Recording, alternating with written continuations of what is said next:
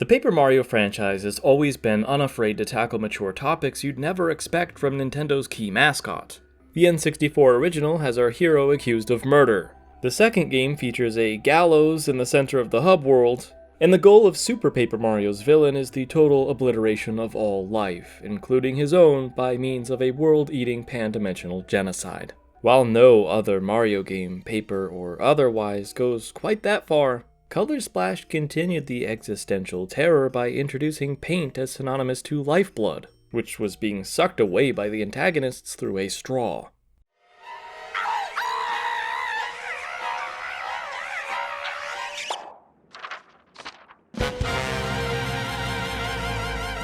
If that last one sounded like a horror film, that's because it was likely intended to be a parody of one, as is the case with the Origami King. Before we get to that though, let's talk about how this came to be. In the case of Color Splash, the developers realized how creepy it was for a person, or toad, to have their essence drained, providing inspiration for the opening suspenseful direction in which a lifeless, color-sapped toad is mailed to Princess Peach. There's a scare chord akin to Psycho used for the initial Slurp Guy encounter, and for their more disturbing cousin, Shunned Guy. The internal file name for these enemies refer to them as Shy Guy Exorcists, with their unnatural ability to bend backwards very likely alluding to that film. Inside of battle, the disconcerting contortionists can only be killed with fire. As a side note, Masque Maudit, the French Nintendo of Europe name for this enemy, translates to Cursed Shy Guy. Maudit can also mean damned. This peculiar fascination with the horror genre interestingly began with Sticker Star though, as revealed in this Iwata Asks interview when discussing the murals on the walls of Tri-Bake Stadium.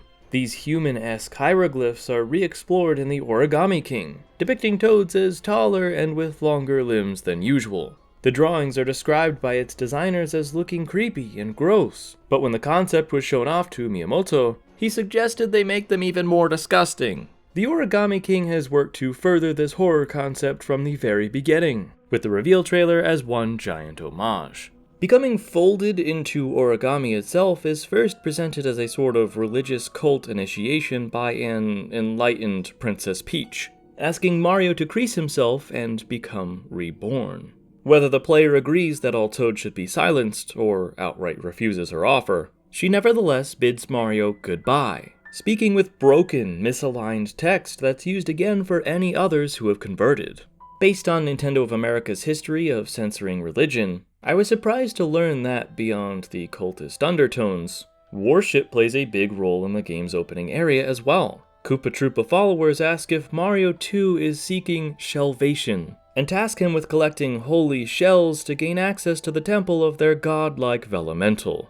It's likely just a coincidence, but the sign in front could be addressing the issue of monetary fraud, seen with corrupted, real-world churches only concerned about money, with the line, "Donate, worship, donate again." There is a heavy emphasis on spending coins here after all, seen with an auctioning peddler of a holy stone, and again with the inside museum-like tour being littered with deposit boxes.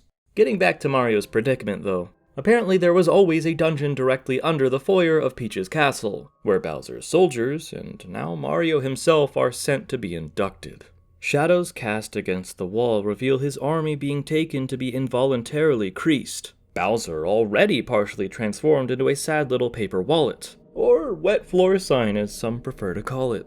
He's shown to be dangling from the ceiling, forced to hang while watching his captured soldiers transmuting, all while helpless and being partly turned himself. It's an ordeal reminiscent of torture within the context of this papercraft world, and it's a theme prevalent with this game's major bosses. In the same Sticker Star interview as earlier, Taro Kudo mentions that for battles, the team brainstormed ways in which you could do damage to paper, like folding it, getting it wet, and burning it.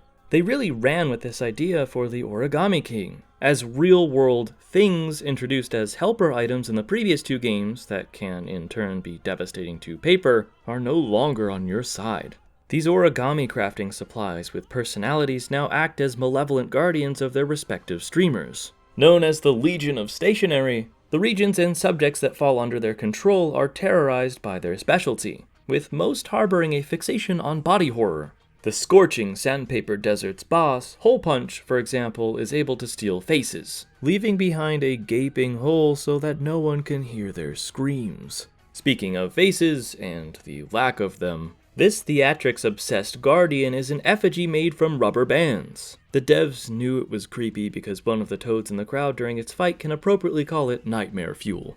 With its binding ability, the elastic entertainer forces toads in the Big Show Theater to sit through a series of performances that place Mario's life in peril. In an old Western-style quick draw, Mario can even get shot if the player isn't fast enough for an instant game over. I laughed pretty hard when I saw this bit of concept art in the museum featuring Big M armed with a gun. I'd like to think this drawing is what was pitched to Nintendo first with no context. This multi-leveled show was one of my favorite parts of the game. A theater level in some ways giving Princess Peach Showtime a run for its money. Its themes range from a brash ballet to a West Side Story homage, which ends with the bodacious Birdo lip-smacking our non-consenting hero until his eyes turn white. But let's get back to the more serious discussion of bosses. Arguably the most dangerous of all being the king of biological fear for a paper body, Scissors. The first interaction with this boss is a display of power. Much like Mario and Mega Man's brutal deaths in the Ridley reveal trailer for Smash Ultimate. When Bowser Jr. charges forward to rescue his dad, the screen flashes an intense red. And in a matter of seconds, the Koopa Kid, not that one, has his body decimated with pieces falling to the ground. The build-up to actually confronting Scissors pushes boundaries too. Even if you saved all of Bowser's minions from the origami menaces like I did, the siege doesn't cease, as a new threat emerges from the shadows. Expressionless, cut-out soldiers that come in larger-than-life variants and chains of paper doll children. They're described as a set of soulless minions created by Scissors. They have no faces, no feelings, and no fear. There's even a coiled hand resembling a snake, which reaches out from its dark depths to pull Mario into battle. They all look a bit disturbing, coupled with the fact that they successfully capture Bowser's minions as offerings for their master, leaving the castle's dining hall entirely empty. And what exactly does the puppeteer do with them? While Hole Punch collecting faces is sort of macabre, its toad victims are left constrained, but they're at least able to freely move around, except for the ones trapped in sarcophaguses or spiderwebs, of course. Scissors doesn't give its kidnappees this luxury, splicing them into parts to be repurposed, keeping them conscious but immobile. With the pieces of these shredded soldiers, Scissors constructs a new entity known as the Paper Mistake, utilizing the faces of these hapless minions who are aware of what's happening, but unwillingly stuck together as an art experiment. This boss fight is also the most intense in the game up until this point by far. Failing to dodge Scissors' final cut attack, or jumping into its blades, will utterly splice Mario in half. At 999 damage, it's instant death. A consequence that shows up again for the final boss.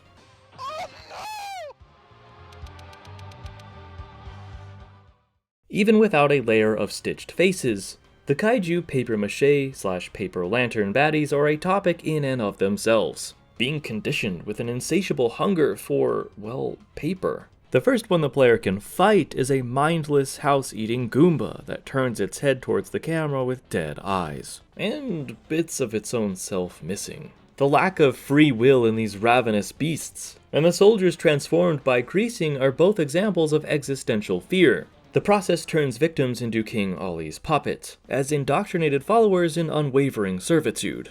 Like the faceless toads too, they can't even scream. Throughout the game, it's believed and accepted that once Bowser's followers are folded, they can't be saved. But it's revealed later that the reason they aren't able to revert back is because they've been binded by the last Legion of Stationery, Ollie's vicious attack dog, Stapler. This boss has the most brutal defeat animation if finished off with the Thousand Arms technique, by the way. Mario grabs hold of both ends, personified as a mouth, and snaps it open. Once the fanged foe is felled, its effects are undone, like the other bosses, which theoretically gives every changed soldier back their control. But backtracking from this point reveals that folded soldiers do still exist. It's sort of a plot hole, but I suppose you could argue Bowser was only able to revert with help, and because he was always just partially turned. Before moving away from bosses, I also feel the need to mention this quote from Olivia after defeating the missile-launching Gatling gun Colored Pencils. Quote, Aw, he was a bad guy, but his art was pretty good. Whoa, that's a real doozy to think about. Unquote. Beyond its primary meaning, this can be interpreted as having real-world connotations, like many other lines of dialogue in the series. There are quite a number of people in the fandom that think this is referring to Hitler specifically, but I think it's just a statement on the separate the art from the artist discussion that is sadly especially relevant with certain internet personalities and creators of today. Similarly, this toad talks about how streamers, as in the literal paper streamers King Ollie used to steal away Peach's castle, haven't had the best reputation lately. Again, this could have been written with a double meaning in response to internet streamers, but it might absolutely just be a coincidence. While essentially every Mario RPG explores darker topics in their own way, permanent death, as in death without playing a reverse card, is reserved for villains or friendly characters who have long since passed. Like the poignant story of Admiral Bobbery's wife, Scarlet, dying of an illness while she was out at sea. If a good character dies on screen during the adventure though, you can bet that the writers won't be committing to that sacrifice. In the original Paper Mario, the already mourned for Boo's Tubba Blubba devoured are all spit back up upon his defeat, completely unharmed. In Mario and Luigi, Partners in Time, anyone shroobified by the invading alien antagonists recover in the end by the power of baby tears. Even Super Paper Mario, the oft-cited darkest Mario game of all time, doesn't really kill off its good characters. Timpani and Blumiere cease to exist, but whether they end up in another dimension or the afterlife is up for interpretation. While this is still effective as they can't come back, other sacrificial characters in the same game like Lovebee do not retain that weight, and the overall story suffers for it a bit. When it's learned that Lovebee is actually a transformed, pure heart the heroes need to progress, she surrenders her very being to fulfill that destiny. It's sad seeing her parents lament, and this subplot brings up interesting moral questions. Were they right to bestow her life in the first place, knowing it'd be temporary? Should they have kept this a secret from her? All of this development is undone after the credits roll, where she illogically and miraculously reappears without even an attempt at explanation. Seriously, the writers make a joke and say don't worry about it. It doesn't discount the grief her mother and father felt when they thought she was gone forever, but the writing team covering up the more emotionally complicated plotlines for a happy ending undermines their takeaways. Or, another way to look at it is she is actually dead, and her soul was sent to the over there, reborn as a real NIMBY, despite her outwardly saying that she was brought back to life. Regardless, this takes us to the Origami King, and I am stunned, as this game takes that extra step and crosses the well-established line twice. In a series, no, franchise first, we actually have fallen heroes with zero ambiguity. This fuseless, amnesiac Bob-omb is a character without a unique name of his own. He prefers to be referred to by his species name, joining up with Mario fairly early on in the adventure. Olivia's constantly creating funny nicknames for him. I'll be calling him Bobby throughout the rest of this video, but ultimately, he's a mass-produced Bob-omb, just like the rest of his nameless Bob-omrads. So, after enjoying the scenery, getting lost in a tall field of grass, and helping Mario save Shogun Studios from an origami takeover, sometimes, a celebratory fireworks show reignites Bobby's lost memory. Reinvigorated, he decides to stick around with his newfound friends. But their quest is halted when the major antagonist, the aforementioned King Ollie, arrives and blocks the path ahead, while simultaneously attempting to murder his sister. It is then that a giant boulder falls on top of Olivia, who now has limited time to live before it crushes her completely. Now, it's easy to see where this is going narratively, but the game fakes the player out, which works in a couple of ways. First of all, everything suggests Bobby is going to have to explode here. The slow zoom in on our buddy's face, his wording, the music, but it all builds up to setting sail? Okay, they're going the comedic route then? He remembers owning something that can fix the situation on board a cruise ship he used to work on before meeting up with Mario. Maybe he has a bomb, but he is a bomb. That'd be ironic and funny, right? Or perhaps he has his missing fuse stored away to use on the boulder, with the drama played off for laughs since Nintendo wouldn't kill him off for good. The explosion can't be fatal, right? As Paper Mario fans, we're kind of conditioned to believe that Bobby will be okay. Bombette and the previously mentioned Admiral Bobbery are party members that blow themselves up all the time, assisting Mario in and out of battle with that ability. Bob-omb NPCs even do it out of celebration, claiming it's fun and doesn't hurt. Some are even clearly able to grow old and have families too. But when Bobby starts discussing the ephemeral nature of his kind, expectations loosen up. Would Nintendo really go this route? It isn't until the object is retrieved and brought back to the roadblock that suspicions are confirmed. The mood takes a dire shift as he explains that the important item they've collected is indeed a fuse. Not his own, but that of his deceased friend. After explaining his tragic backstory and wanting to change things for the better, Bobby attaches the fuse and says his goodbyes. In a frenzied panic, Mario realizes what's happening and dashes forward as the screen fades to white. He's too late. Bobby, this character we've all come to know and have grown attached to, explodes on screen with his body torn apart for everyone to see. Why did Bobby have to die with his blast though? Why can't he come back? Keeping in mind that this is now speculation, there are two real reasons behind this. The first is that the Bob-ombs of old are retconned, and intelligent systems simply change the rules on how their explosions work. But another possibility, and the one I hope is the case, is the idea that the Bob-ombs unable to recover from their explosions are inorganic. The man or Koopa-made conveyor belt Bob-ombs of Bowser's army, with the apparent unfortunate side effect of being sentient, differing from the natural, quote-unquote real Bob-ombs born into this world. This distinction can actually be supported by the older games as well. Standard enemy Bob-ombs didn't come back after their explosive attacks either. Whatever the case may be, fleeting life is a theme with all the generic Bob-ombs of this game, and even with their permission, you end up killing about 100 of them as live ammunition when controlling Bowser's airship cannon. They have all accepted and respect the prospect of living to serve their purpose. It's a sad existence, and an incredibly heavy subplot that may just be the sole positive aspect likely birthed from the dev team's unfortunate limitations on modifying Mario characters. It gave standard Bob-ombs this grim depth I can safely say I was never anticipating. Kudos to, well, Kudo. He was the event director and writer for the Origami King.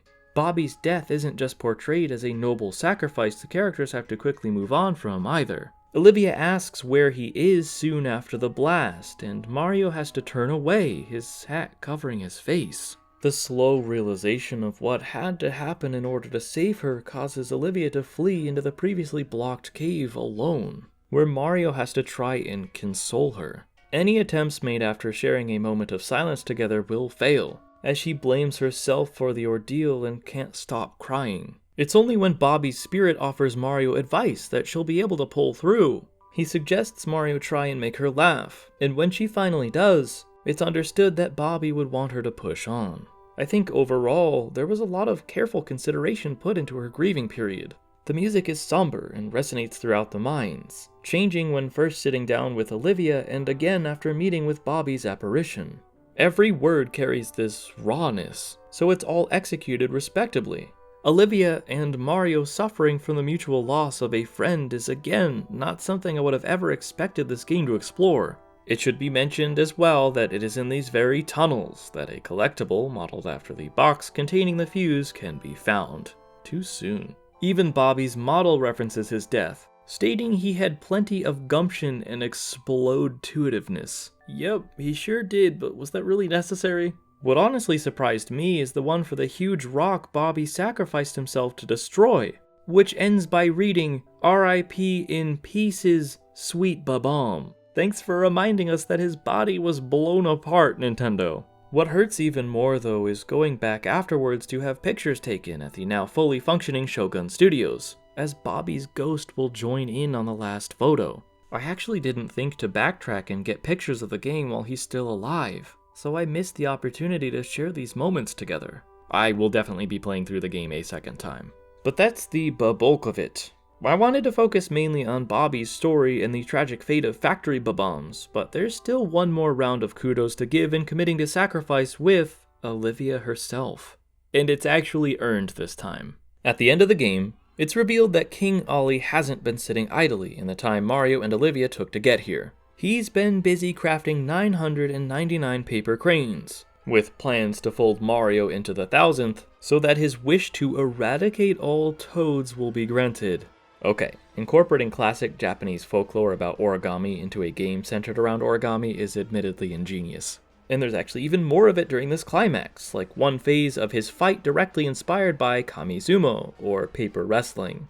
From trying to murder his own sister to indirectly killing Bobby. From transforming most of Bowser's army, resulting in countless deaths for those who couldn't be saved, to integrating a creased Princess Peach as a permanent part of his origami castle. All of Ollie's evil deeds are the result of his Toad creator defiling him with a permanent marker.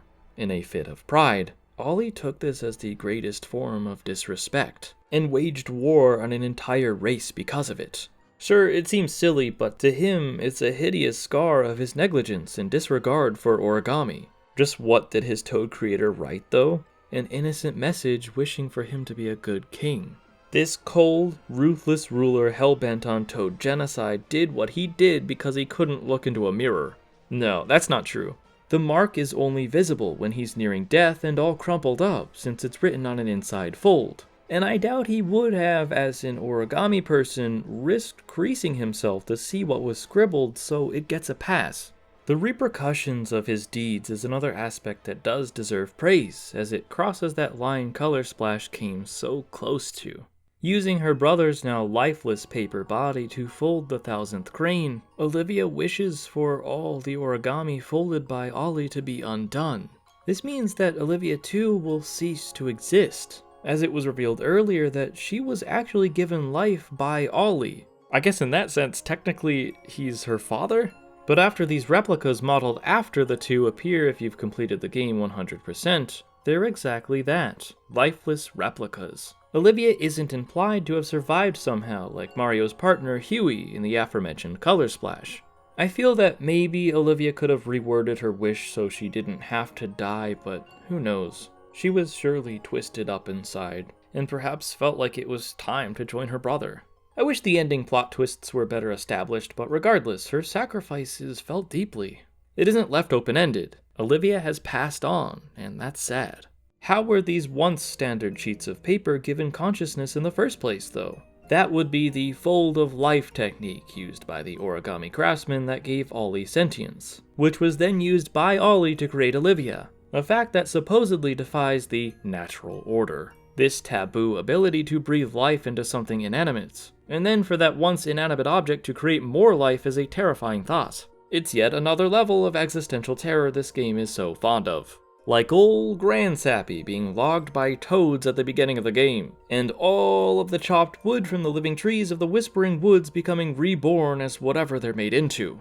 A lot of them just want to burn. Okay. All of the main plot points have been touched upon, so this segment of the video will serve as a bonus, a Dark Aspects Mini, or DAM, if you will. It stands for damn, that's a lot of dark aspects. Another thing I've got to bring to light, darkness, is a handful of very special game over sequences that have our hero dying unconventionally, as is tradition with this series. While Mario sadly can't join Ollie's side early on and become a folded soldier, he can fail at the sudden deathmatch of a game show and get blasted out of a cannon. There's also this very shady guessing game run by a straight-faced Sniffit, where losing means eternal entrapment in a magic lamp.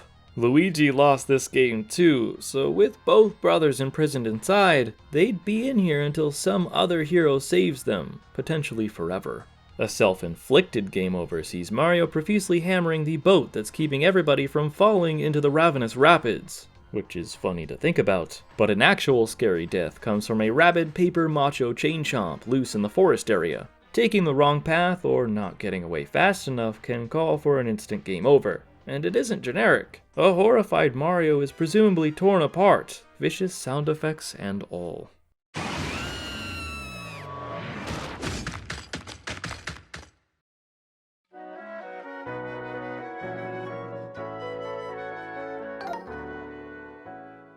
One major character who has had to face retribution is Captain Toad, captured and imprisoned in a block of ice by King Shroomsis for stealing Shangri-Spa's submarine. The captain's bio reiterates a freaky fate of being frozen for all of eternity, which could have been the case had he not been discovered. This last topic of today though comes from commenter Matthew, reminding me that in the very beginning of the game, Olivia had said something rather morbid.